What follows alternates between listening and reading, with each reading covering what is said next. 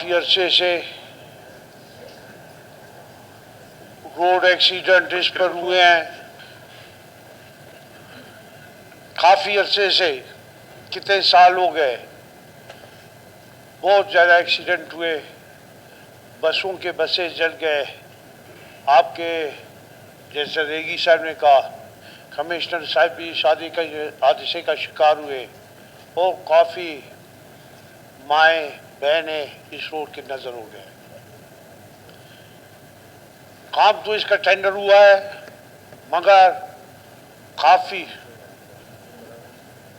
सुस्त रफ्तारी से चल रहा है।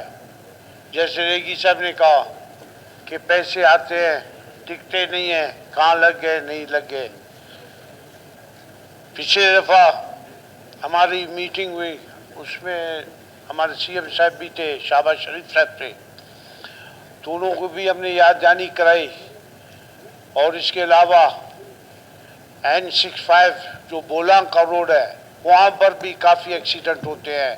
दो तीन दिन रास्ता बंद होता है। एक गाड़ी अगर कल्टी हो जाए तो रास्ता 2-3 दिन तक बंद होता है। ये तकरीबन 3 सूबों को और 14 डिस्ट्रिक्टों को हमारे बोलांग रोड मिलाता है और उसके लिए हमने 2007 से उसकी फिजिबिलिटी रिपोर्ट और उसके एक्निक से मंजूर हुआ, CWP से मंजूर है, मगर उसने इस दफ़ा शहबाज शरीफ साहब ने वादा किया है कि इस दफ़ा इसको कर देंगे। मैं सीएम साहब को भी कहा था कि इस दफ़ा एक और लेटर लिखे, DO लेटर लिखे, ताकि इसको जो मौजूदा बजट है PSDP में इसको डाला जाए।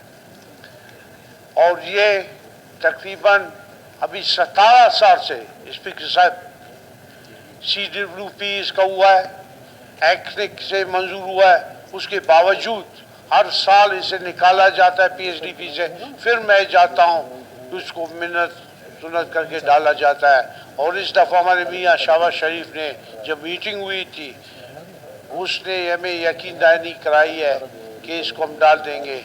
इसके अलावा जो शहबाज शरीफ ने जो जाली पोल का वादा किया था, वो तो तकरीबन बन गया आखिरी मराहल में।